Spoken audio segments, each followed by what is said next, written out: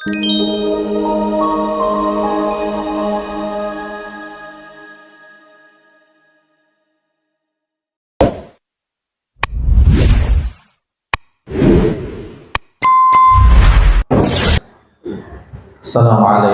warahmatullahi wabarakatuh. Innal hamdalillah nahmaduhu wa nasta'inuhu wa nastaghfiruh wa na'udzu bihi min shururi anfusina wa min sayyiati a'malina. Man yahdihillahu fala mudilla lahu wa man yudlil fala hadiya lahu. Asyhadu an la ilaha illallah wa asyhadu anna Muhammadan abduhu wa rasuluh. Allahumma salli ala Muhammad wa ala ali Muhammad, amma ba'd. Ayyuhal mu'minuna rahimakumullah, usikum wa iyaya nafsi bitaqwallah, faqad fazal muttaqun. حيث قال تعالى: يا أيها الذين آمنوا اتقوا الله حق تقاته ولا تموتن إلا وأنتم مسلمون. يا أيها الذين آمنوا اتقوا الله وقولوا قولا سديدا يصلح لكم أعمالكم ويغفر لكم ذنوبكم ومن يطع الله ورسوله فقد فاز فوزا عظيما.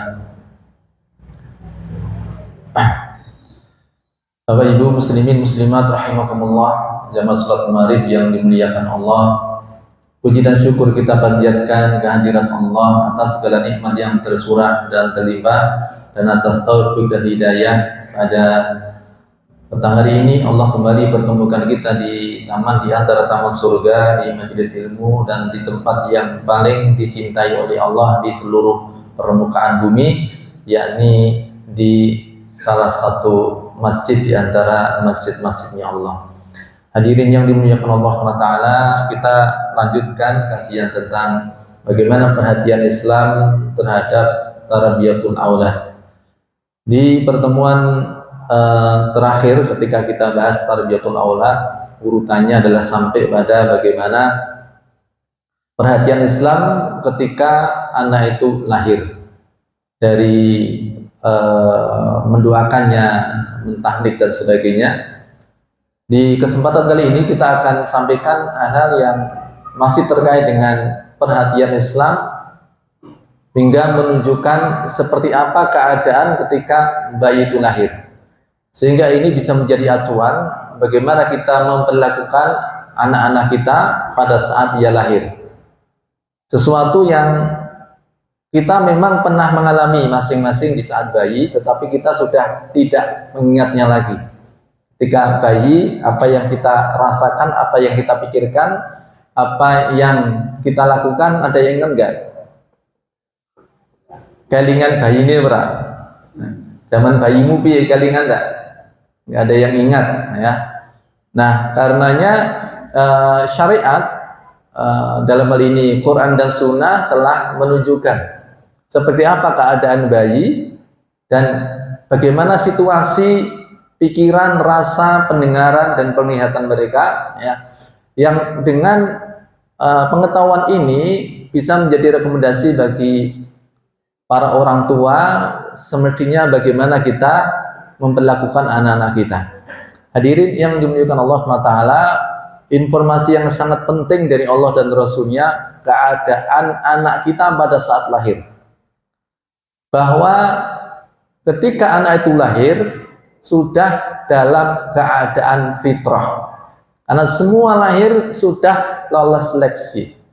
Pada saat masih di kandungan bahkan Allah sudah memberikan pertanyaan kepada masing-masing janin yang lolos seleksi nantinya lahir ke dunia, ya, dengan pertanyaan alastu bi rabbikum, bukankah aku ini Rabbmu? Maka mereka semua yang kemudian lahir ke dunia itu jawabnya bala syahidna, benar kami menjadi saksi. Nah, makanya setiap anak itu lahir dalam keadaan fitrah. Kullu mauludin yuladu alal fitrah. Setiap anak itu dilahirkan dalam keadaan fitrah. Para ulama menjelaskan makna dalam keadaan fitrah, yakni dalam keadaan Islam. Ada pula memaknai dalam keadaan bertauhid, dalam keadaan dia mengenal Allah. Bahwa kemudian dalam perjalanan waktu, pas anak itu lahir, dia sebenarnya sudah mengenal Allah, sudah mengakui Allah sebagai Rabb-nya, ya, nalurinya, fitrahnya begitu. Kemudian ada perubahan-perubahan dalam kehidupannya, dari fase kehidupannya. Dan yang paling bertanggung jawab tentang perubahan-perubahan itu adalah orang tuanya. Penjagaan fitrahnya atau perubahan dari fitrahnya itu yang paling bertanggung jawab adalah kedua orang tuanya. Ya. Kullu mauludin yuladu 'alal fitrah fa'abawahu, maka kedua orang tuanya lah yuhawwidanihi au yunasironihi au imajisanihi, yang menjadikan anak itu menjadi Yahudi ataukah menjadi Nasrani ataukah menjadi Majusi, itu orang tua yang paling bertanggung jawab. Karena aslinya lahir sudah dalam keadaan Islam, lahir dalam keadaan fitrah. Ya. Tapi lingkungan terdekat, yakni orang tuanya lah yang kemudian menggeser keyakinan anak ini, ya, mengubah fitrah anak itu sehingga menjadi Yahudi, Nasrani atau Majusi atau jadi yang lain. Sebagaimana orang tuanya lah yang dia mendapatkan pahala, ya, ketika dia dalam kehidupan anaknya itu dia menjaga fitrah anak, ya. Menjaganya adalah dengan membawa anak kepada kesolihan, ya. Karena fitrah anak sebagaimana fitrah manusia itu adalah mentaati Allah, ya. Allah yang paling tahu tentang manusia karena Allah yang menciptakan manusia, ya. Allah paling tahu apa yang terbaik untuk manusia. Allah juga paling tahu apa yang akan terjadi resikonya tatkala seseorang, ya, melakukan pelanggaran-pelanggaran dari apa yang telah Allah gariskan. Makanya karena kecintaan Allah kepada manusia, ya, Allah tunjukkan, ya, kalau pengen tetap bahagia jalankan ini, kalau pengen kalau tidak ingin kalian celaka maka jangan lakukan ini. Semua sudah digariskan. Makanya tidak ada kebahagiaan yang lebih terjamin daripada ketika seseorang berada dalam fitrah, ya. Kalau orang sudah bosan dengan fitrahnya untuk taat kepada Allah, untuk mengikuti aturan-aturan Allah, itu kayak ikan sudah bosan di air. Ono iwak pengen nang wajan, iwak apa? Iwak goreng, ya. Ikan tapi bosan di air, pengennya di tempat pembakaran, ikan bakar, ya. Itulah keadaan orang-orang yang dia sudah bosan dengan fitrahnya, ya. Kalau kita memahami sebenarnya naluri manusia itu dia akan percaya dengan siapa yang menciptakannya, ya. Kita kalau beli alat-alat elektronik, kemudian di sana ada manual booknya, kita baca kok, ya. Atau kalaupun kita tidak baca, pernah mendengarnya, pernah membacanya, ya. Mungkin walaupun bukan di alatnya itu, tapi mungkin di internet, ya, kita membaca, setidaknya memperhatikan aturan pakainya, ya. Kita tidak merasa lebih pintar daripada yang bikin, ya. Bukan atian sendiri gitu loh. Ngerti HP ini panas, golek paracetamol misalnya, ya. Karena paracetamol ini mentang-mentang nakes, ya. Karena HP ini panas, ya, diturunkan dengan paracetamol. Ini atian diri gitu, ya. Nah, ketika HP panas masukkan ke kulkas, ya. Itu atian sendiri.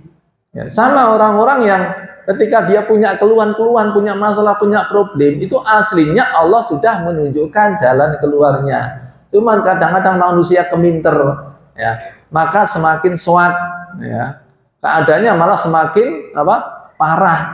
Ketika dia menjauhi Ya, pakai aturan-aturan yang telah Allah gariskan kepadanya. Ini poin penting, hadirin yang dimuliakan Allah. Kita sadari anak ketika lahir itu aslinya dalam keadaan fitrah. Orang tuanya lah yang paling bertanggung jawab tentang perubahan ataukah kokohnya fitrah anak pada diri mereka. Kenapa orang tua paling bertanggung jawab?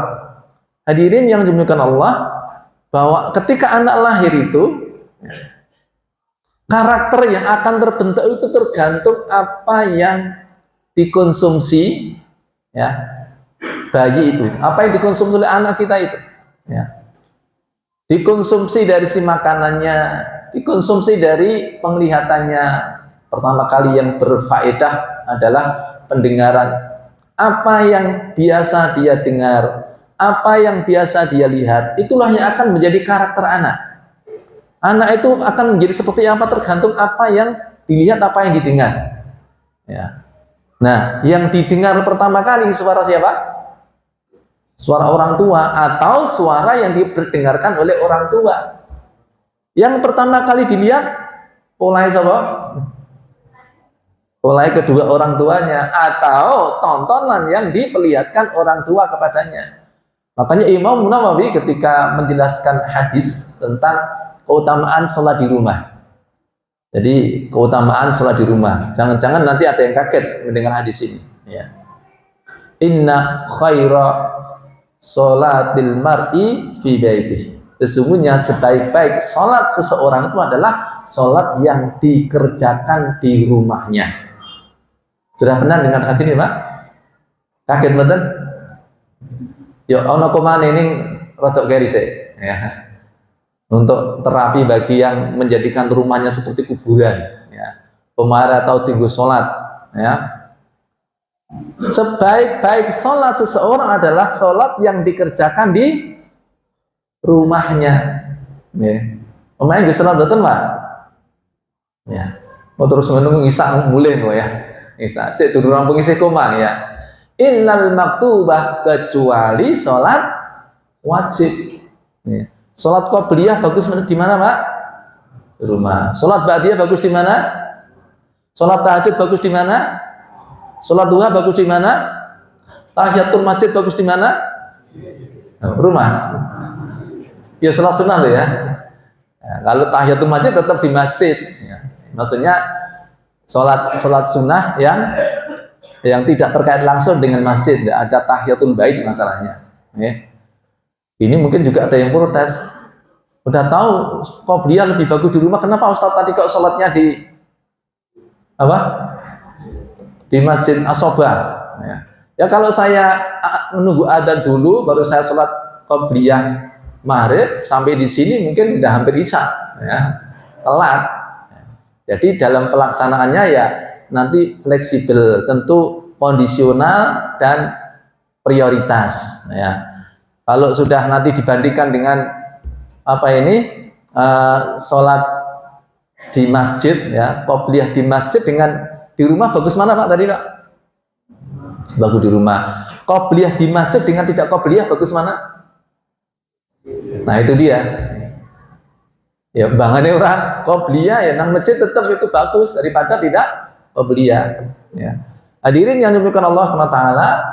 Jadi di antara hikmah yang dijelaskan oleh Imam Nawawi, yakni ini cara syariat bagaimana menjadikan atau mendidik anak dari sejak pertama dia sudah mendengar, dia bisa melihat, itu sudah terbiasa melihat orang tuanya sholat di rumah. Ya. Ketika orang tuanya membaca bacaan-bacaan sholat, dia sudah mendengarnya. Ketika orang tua mengerjakan sholat dengan gerakan-gerakannya, dia bisa melihat, dia bisa melihatnya. Ya, ada satu aktivitas dari orang tuanya yang sangat saking rutinnya anak itu betul hafal. Ya, anak itu betul hafal. Jadi terinstal dalam pikirannya itu tentang gerakan-gerakan sholat itu. Ya, ini diantara hikmah kenapa ada sunnahnya menjadikan rumah sebagai tempat sholat, kecuali sholat wajib. Sholat wajib bagus di masjid, tapi kalau sholat sunnah secara umum lebih bagus dikerjakan di dalam rumah. Nah, hadirin yang dimuliakan Allah, pada saat anak lahir itu dia dalam keadaan fitrah, tetapi dari sisi ilmu itu masih nol. Ya. Dia membawa fitrah. Fitrah itu apa ya, semacam naluri atau insting atau ya bawaan ya, bahwa dia sudah mengenal Allah. Tapi bagaimana cara beribadah kepada Allah, ya, detailnya seperti apa, gerakannya, namanya apa, jenisnya apa saja itu belum tahu. Ya. Allah itu ketika menjadikan anak itu lahir dalam badan fitrah tapi belum mengerti apa-apa. Wallahu akhrajakum min butuni ummahatikum la ta'lamuna syai'a wa ja'ala lakumus sam'a wal absara wal afidah la'allakum tashkurun. Allah mengeluarkan kalian dari perut ibu-ibu kalian ya, dalam keadaan tidak mengerti apa-apa. Ya. Jadi kita ingatkan tokoh-tokoh hebat yang kita kenal, semisal Imam Syafi'i rahimahullah, yang beliau itu begitu kuat hafalannya, begitu banyak dan kokoh hafalannya. Konon beliau sekali membaca langsung hafal, sekali mendengar langsung hafal. Bahkan beliau mampu menghafal apa yang didengar dan apa yang dilihat dalam satu waktu dengan objek yang berbeda. Paham maksudnya? Di kitabnya ya, ngaji sama gurunya, kitabnya dibuka sama gurunya. Ya. Halaman di sini diimla, didiktekan gurunya. Ya. Begitu dibaca gurunya, Imam Syafi'i mendengar hafal. Pada saat yang bersamaan, beliau mencuri pandang di sini, melirik halaman sebelahnya. Ya, dari arah yang berkebalikan. Sing dirungokke apal, sing dilirik ya apal. Ya. Awake dhewe jenenge kok mlirik mlorok e durung karuan iso maca maksude. Apa meneh ngapalke mengarep gundul ya. Bila mampu menghafal itu dari apa ini yang dia dengar dan dia lihat dalam waktu yang bersamaan. Ya. Imam Ahmad bin Hanbal yang kata Ar-Razi, karena Ahmad bin Hanbal yahfidu al-alfin hadis, adalah Imam Ahmad bin Hanbal hafal 1 juta hadis. Itu beliau lahir juga belum ngerti apa-apa. Ya. Imam Syafi'i jangan disangka bahwa beliau itu sudah hafal Quran pada saat umur 7 tahun, umur 10 tahun hafal kitab Al-Muwatta, ya. Kemudian beliau satu hari khatam 2 kali di waktu Ramadan dan di saat dalam keadaan safar. Ya. Jangan disangka ketika lahir ceprot wes nyicil juz amma dia. Lahir ceprot amma yatasaalun, geger dunia. Ya. Lahir ceprot ya ora ngerti apa-apa. Dia sudah punya fitrah tapi belum ngerti apa-apa. Ya. Dia belum hafal Al-Fatihah pun juga belum hafal. Imam Ahmad bin Hanbal begitu lahir, ya, dia juga tidak ngerti apa-apa. Hadis juga nggak ngerti. Ya. Apalagi jangan bayangkan Imam Ahmad bin Hanbal begitu lahir langsung apal hadis arba'in. Ya. An Abi Hafiz Amirul Mukminin Umar bin Khattab qala dan sebagainya. Ya. Belum. Ya. Lahir juga tidak ngerti apa-apa. Sama dengan kita, sama dengan anak-anak kita. Ya. Lalu bagaimana kemudian mereka menjadi orang yang banyak pengetahuannya? Wa ja'ala lakumus sam'a, dan Allah menjadikan untuk kalian pendengaran. Ya, perhatikan anak begitu lahir itu, ya. Yang pertama kali dia berfungsi dari inderanya itu adalah pendengarannya dulu. Wa ja'ala lakumus sam'a. Maka kalau ada bayi itu mungkin karena baru lahir dililing itu tidak ngerti, tapi begitu kaget gitu ya, karena pendengarannya sudah lebih dulu berfungsi daripada penglihatannya. Wa ja'ala lakumus sam'a, dan Allah menjadikan untuk kalian pendengaran. Ya. Kemudian apa yang kedua? Wal absar. Ya. penglihatan, wal afidah. Begitupun juga dengan hati maupun pikiran. La'allakum tashkurun, agar kalian bersyukur. Ya, lahir dalam keadaan fitrah tapi belum ada isinya, artinya belum ada materinya. Ya. Nah, tinggal nanti apa yang masuk dalam memori anak-anak kita itu. Apakah menjadi suatu menu sebagai pengetahuan, ya, kemudian menguatkan keyakinan, ya, menjaga fitrahnya, atau justru sesuatu yang malah merusak fitrahnya. Itu tergantung menu yang masuk dari pendengaran, penglihatan, dan juga bahkan dari mulutnya ketika dia makan. Hadirin yang dimuliakan Allah SWT, maka sebenarnya kalau kita kemudian bercermin lagi, kita bayi gerang, ya, bayi gerang, kemudian kita coba ukur kemampuan kita, ya, skill kita, prestasi kita di umur kita sekarang ini dengan di umur semisal kita para tokoh-tokoh yang tadi saya sebutkan, ya, ataupun tokoh-tokoh yang lain semisal Imam Nawawi. Imam Nawawi rahimahullah itu beliau wafat umur berapa?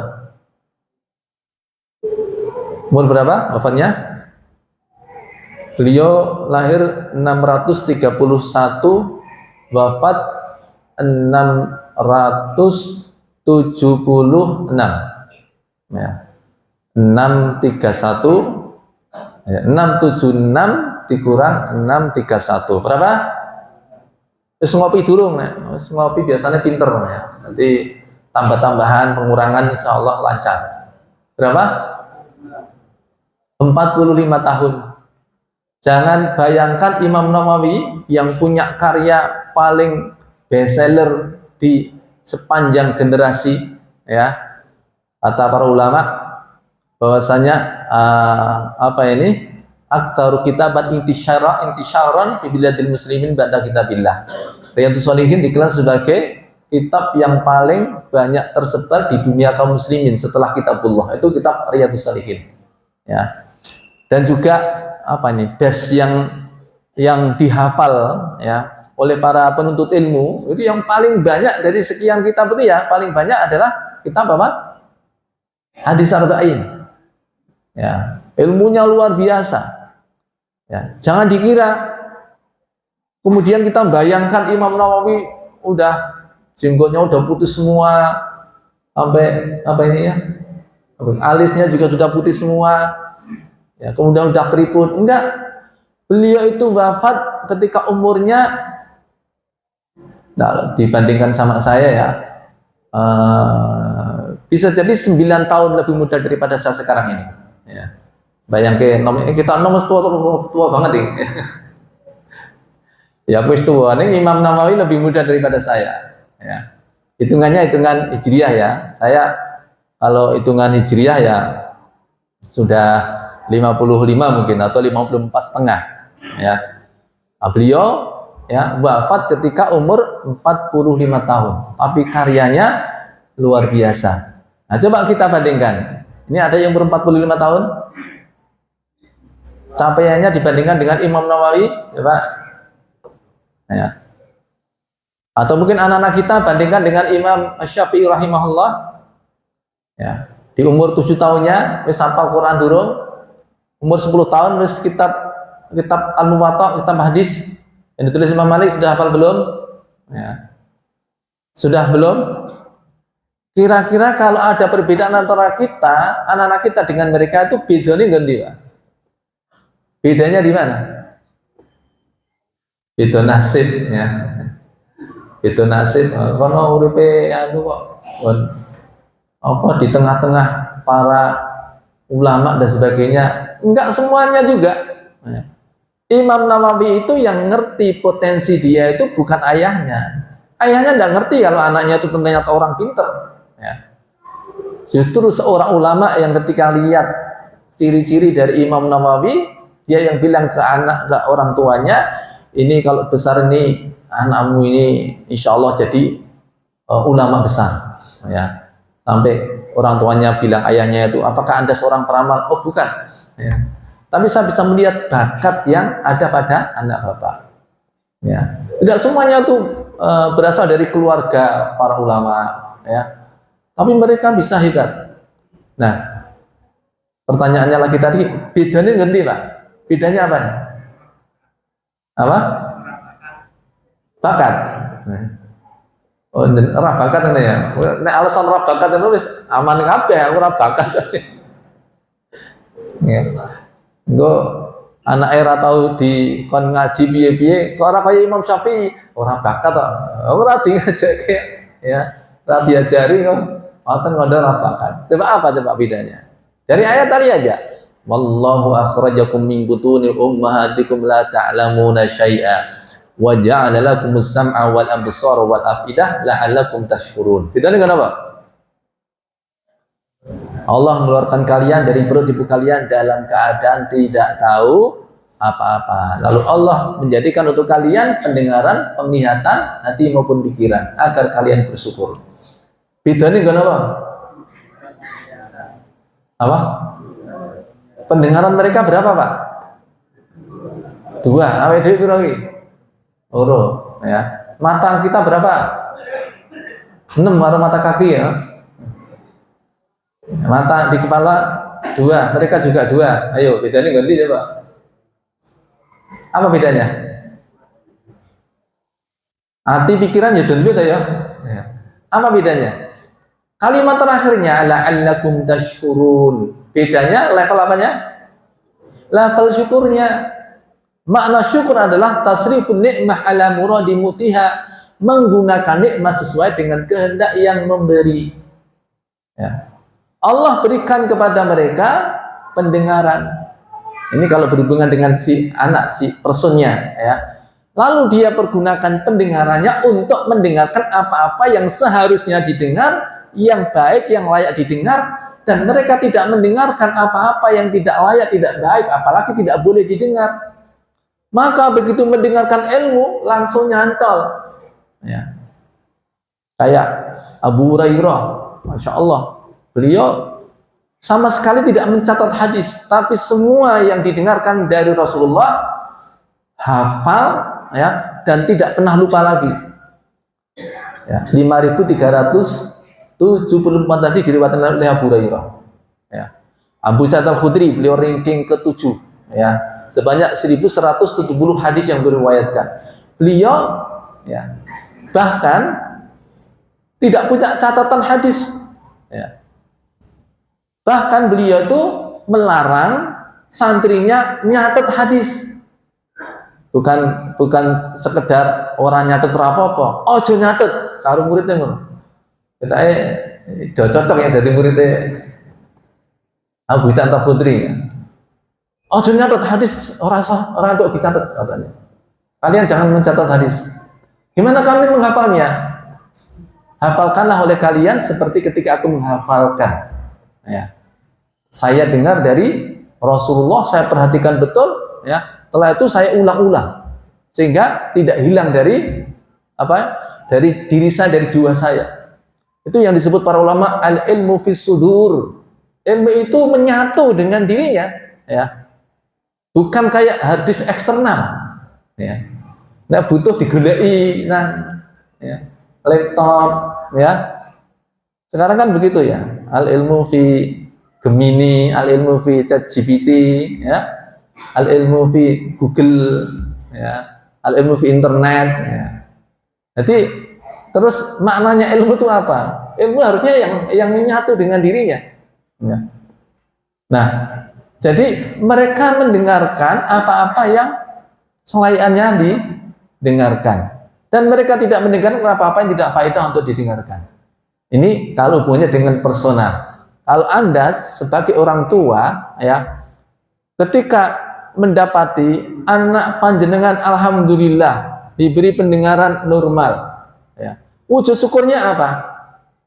Jadikan pendengaran anak kita itu sebagai sarana untuk transfer ilmu, ya, transfer perkara-perkara kebaikan, sehingga anak itu tidak mendengar kecuali kebaikan, ya.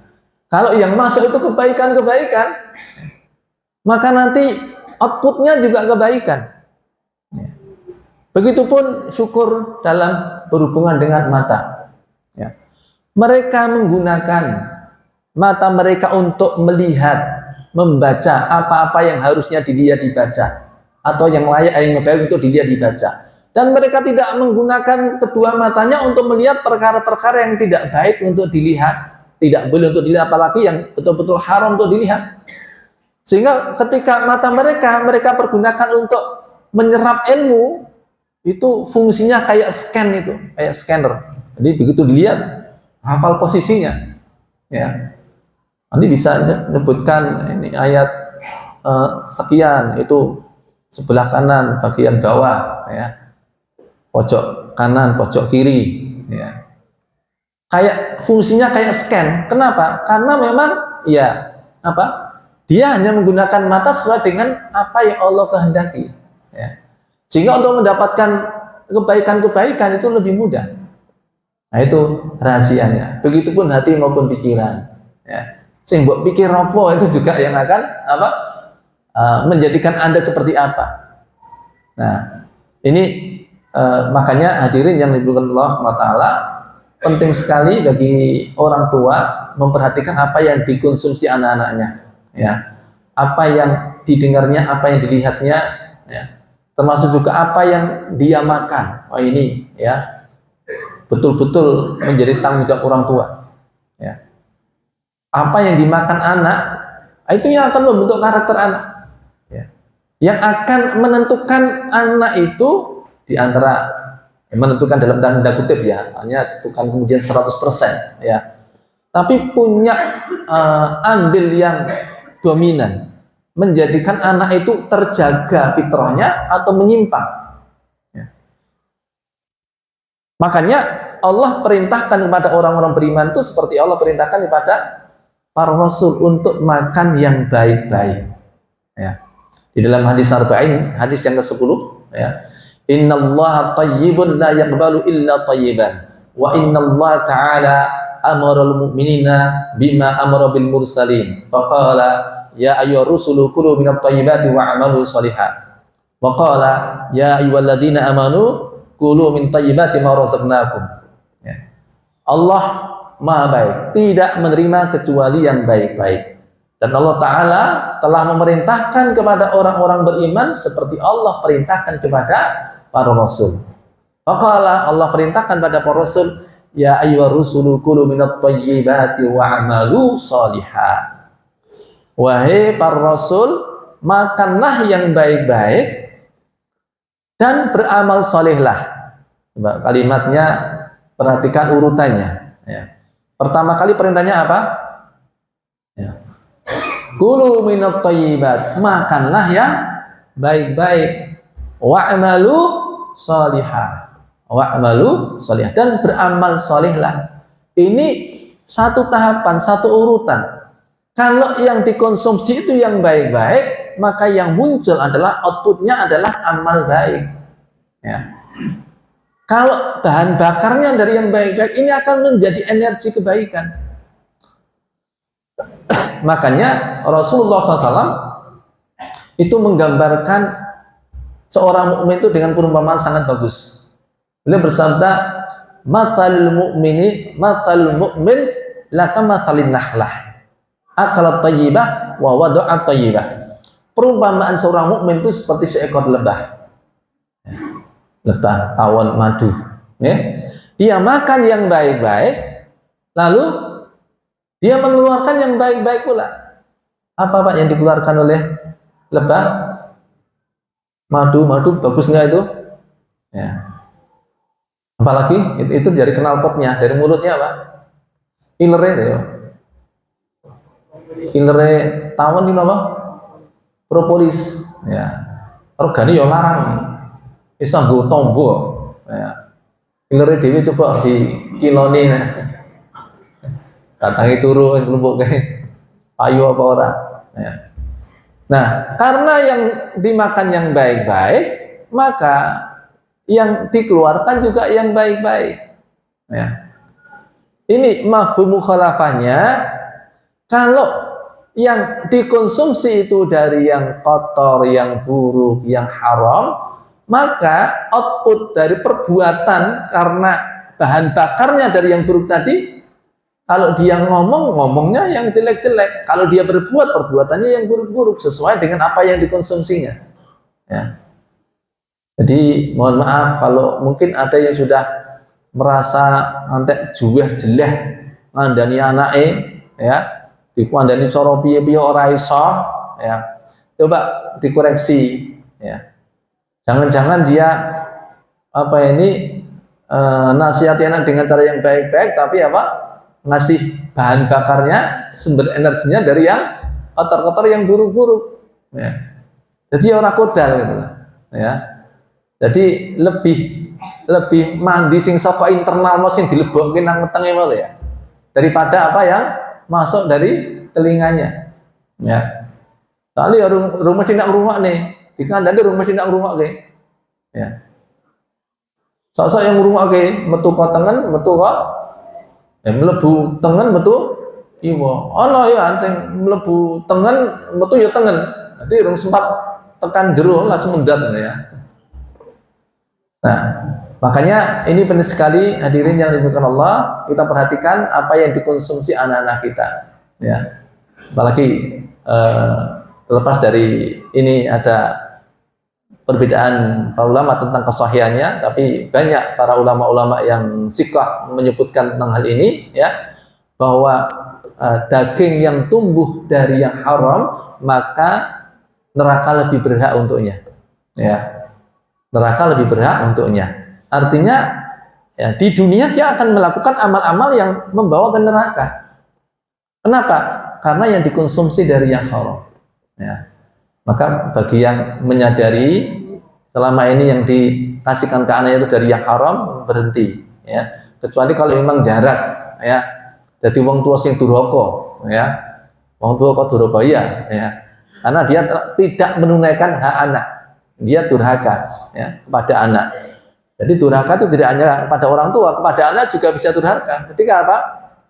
Ketika tidak memberikan hak anak. Hak anak untuk mendapatkan konsumsi dari yang halal-halal saja. Ya. Beda kalau kita nanti urusannya kalau sudah darurat, nera mangan wi mati misalnya. Ya. Tapi kadang-kadang kan memang orang itu ya tadi golek penake, dia merasa dengan cara begini dia bisa mendapatkan uang, ya. Ya, dengan cara korupsi untuk apa? Mengenyangkan perut, dengan cara korupsi ngasih perhiasan istrinya dikai sing kalung sing 74 kg misalnya. Para malah kenger ya. Kalungnya 74 kg. Ya. Hadirin yang dimuliakan Allah, jadi apa yang dia makan itu akan menjadi energi untuk melakukan sesuai dengan nilai makanan itu, sesuai dengan potensi dari makanan itu. Kalau sesuatu yang haram, maka ya layak nantinya dia melakukan perkara-perkara yang haram. Ya. Tapi kalau seperti seekor lebah yang dimakan yang baik-baik, maka yang keluar juga yang baik-baik. Ya. Jangan seperti lalat. Ya.